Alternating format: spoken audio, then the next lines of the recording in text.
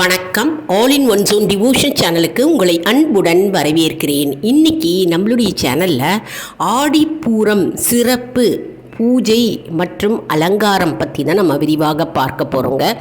அதாவது வருகின்ற திங்கட்கிழமை அன்று 28ஆம் தேதி ஜூலை அன்று ஆடிப்பூரம், அதாவது அம்மனுக்கு வளைகாப்பு. கோவிலெல்லாம் ஏன் அம்பாளுக்கு வளைகாப்பாக வளையல்லாம் சாத்துகிறோம், அதனுடைய வரலாறு என்ன, சிறப்பு என்ன அப்படின்றத தான் நம்ம இன்றைக்கி முழு விவரமாக பார்க்க போகிறோம். அதற்கு முன்னால் நம்மளுடைய சேனலை இதான் ஃபர்ஸ்ட் டைம் பார்க்குறவங்களா இருந்தாலும் சரி, சப்ஸ்கிரைப் பண்ணாமல் பார்க்குறவங்களா இருந்தாலும் சரி, நம்ம சேனலை சப்ஸ்கிரைப் பண்ணிக்கோங்க. கூடவே அந்த பெல் பட்டனை ப்ரெஸ் பண்ணிக்கோங்க, ஆல் என்கின்ற ஆப்ஷனையும் ப்ரெஸ் பண்ணிக்கோங்க. அப்போ தான் நான் போடுற வீடியோஸ் எல்லாம் உங்களுக்கு உடனுக்குடன் நோட்டிஃபிகேஷனில் மிஸ் பண்ணாமல் தெரிய வரும். வாங்க இப்போ நம்ம வீடியோக்குள்ளே போகலாம். அதாவது ஆடிப்பூரம் அப்படின்னாலே நமக்கு ஆண்டாள் தான் நினைவுக்கு வரும். அதாவது அன்னை உமாதேவி ஆடிப்பூரம், அதாவது பூர நட்சத்திரத்தில் ஆடி மாதத்தில் தான் அவதரித்த நாள் என்று புராணங்கள் கூறுகிறது. அதனால் ஆடிப்பூரம் அதனுடைய சிறப்பு மற்றும் வரலாறு மற்றும் பூஜை பற்றி நம்ம இன்னைக்கு இப்போ பார்க்கலாம். அதாவது பூமாதேவி ஸ்ரீவில்லிபுத்தூரில் உமாதேவியாக அவதரித்த நாள் தான் ஆடிப்பூரமாக கொண்டாடப்படுகிறது. அதாவது ஆடி மாதத்தில் சுக்லபட்ச சதுர்தசி நாளன்று ஆடி மாதத்தில் தான் ஆண்டாள் அவதரித்த நாள் என்று பாகவதம் கூறுகிறது. அதாவது ஆண்டாள் அவதரித்த ஸ்ரீவில்லிபுத்தூரில் கோவிலில் ஆடிப்பூரம் விழா சிறப்பாக நடைபெறும்.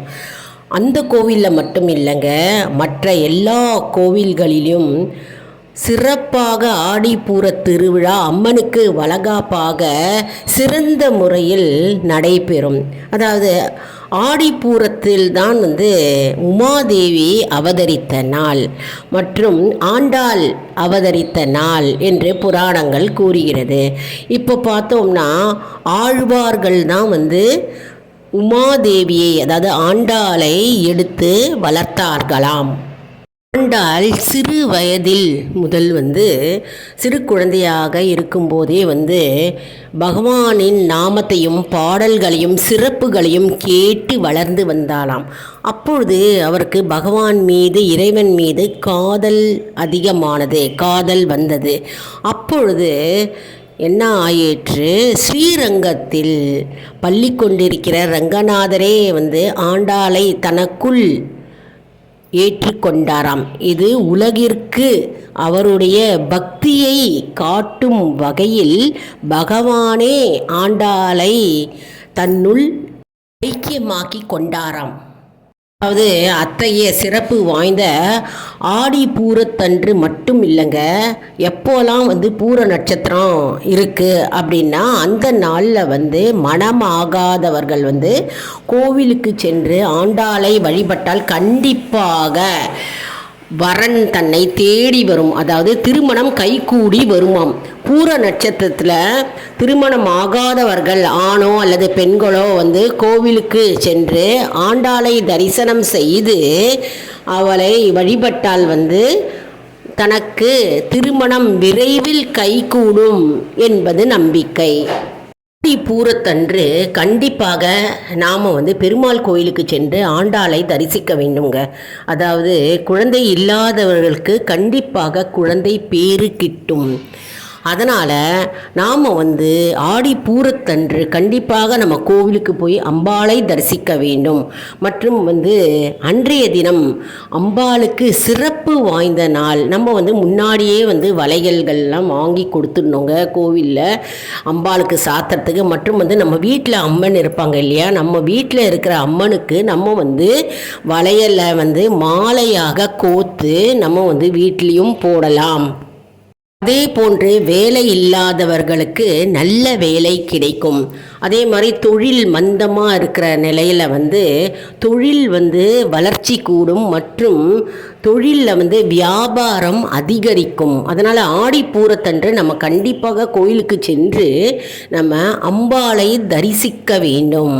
மற்றும் நமக்கு செல்வ வளம் கூடும்.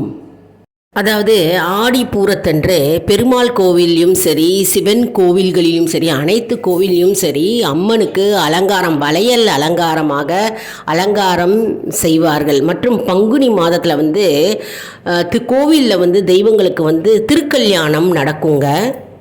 இப்போ பார்த்தோம்னா பொதுவாகவே பெண்களுக்கு திருமணம் ஆகி 5வது மாதம், அதாவது கர்ப்பிணி ஆன பிறகு 5வது மாதத்தில் வளைகாப்பு செய்வோம் இல்லையா? அதே போன்று நாம் 5வது மாதம், அதாவது அம்மனுக்கு வளைகாப்பு சாற்றுகிறோம்.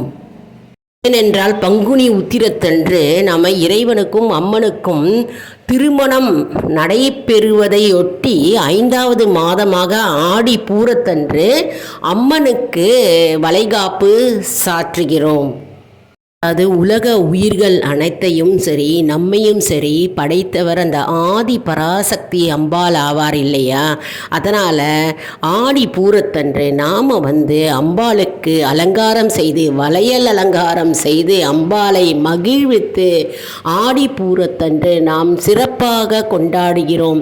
ஏனென்றால் பெண்களுக்கு 5வது மாதம் தன்னுடைய கணவரும் சரி, உறவினர்களும் சரி, உற்றார் உறவினர்கள் மற்றும் அவர்களுடைய பெற்றோர்கள் அனைவரும் சேர்ந்து வளைகாப்பு அணிவிப்பார்கள் இல்லையா?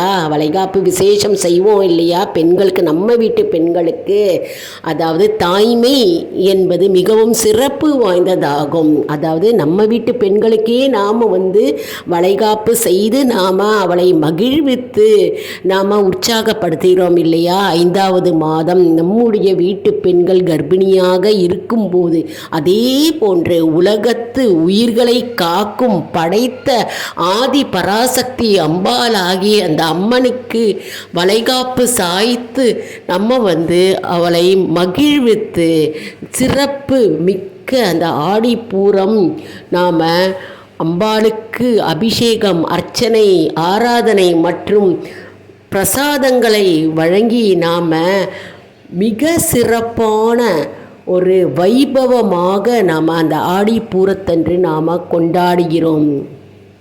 மேலும் இந்த வளையல்களை ஆதி பராசக்தி அம்மன் மீது சாற்றப்பட்ட வளையல்கள் திருமணமான பெண்களுக்கும் சரி, மற்ற பெண்களும் சரி, அவர்களுக்கு திருமாங்கல்ய பலம் கூடும். மற்றும் திருமணம் ஆகாத பெண்களுக்கு திருமணம் கைகூடி வரும். மற்றும் குழந்தை இல்லாத பெண்களுக்கு குழந்தைகள் பேறு கிட்டும்.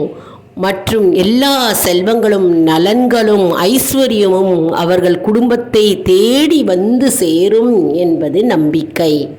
மற்றும் இந்த அம்மன் மீது அணிவித்த வளையல்களை திருமணமாகி குழந்தை இல்லாத பெண்களுக்கு அவர்கள் இந்த வளையல்களை வாங்கி கைகளில் அணிந்தால் அவர்களுக்கு கண்டிப்பாக அடுத்த வருடமே குழந்தை பாக்கியம் கிட்டும்.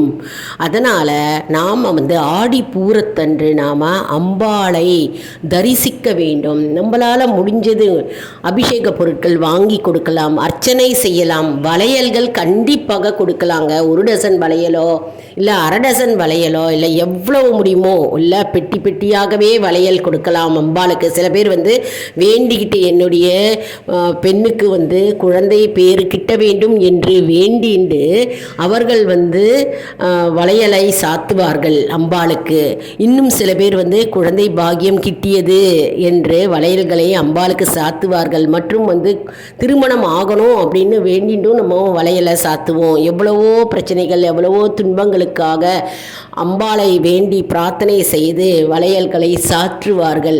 அனைத்து வளையல்களையும், அதாவது ஒரு நூலாக கட்டி, ஒரு மாலையாக கட்டி நம்ம அம்பாளுக்கு சாத்தி வாசனை மலர்களாக அலங்கரித்து அம்பாளை மகிழ்வித்து தூப தீபம் காண்பித்து மற்றும் நாம் ஏதாவது ஒரு நெய்வேத்தியமாக நம்ம படைத்து நாம் அம்பாளை தரிசனம் செய்ய வேண்டும். அன்னைக்கு கண்டிப்பாக கண்டிப்பாக ஆடி பூரத்தன்று கண்டிப்பாக எல்லாரும் கோவிலுக்கு போகணுங்க. அன்னைக்கு மாலை நேரத்தில் நம்ம கோவிலுக்கு போய் அம்பாளை தரிசிக்கலாம். அப்படி இல்லைன்னா காலையிலேயே சில கோவிலில் வந்து ஆடிப்பூரம் திருவிழா நடைபெறும். அப்படி இல்லை என்றால் மாலை பொழுதில் நடைபெறும். எப்பொழுது என்று கேட்டு நம்ம வந்து கோவிலுக்கு போகலாம். வீட்டில் என்ன செய்யணும்னா, நம்ம அம்பாள் படம் இருந்ததுன்னா அம்பாள் படத்துக்கு வந்து மஞ்சள் குங்குமம் வச்சுட்டு மலர்கள் வாசனை மலர்களாக அலங்கரித்து நம்ம வந்து விளக்கேற்றி வச்சுட்டு கோலம் போடணும். கோலம் போட்டுட்டு நம்ம என்ன பண்ணணும், ஏதாவது பாயசம் அல்லது வந்து சர்க்கரை பொங்கல், அப்படியே உங்களுக்கு முடியல பழங்கள், பால் மற்றும் காய்ந்த திராட்சை, கல்கண்டு அதெல்லாம் வச்சு நெய்வேத்தியமாக நம்ம அம்பாளுக்கு படைக்கலாம்.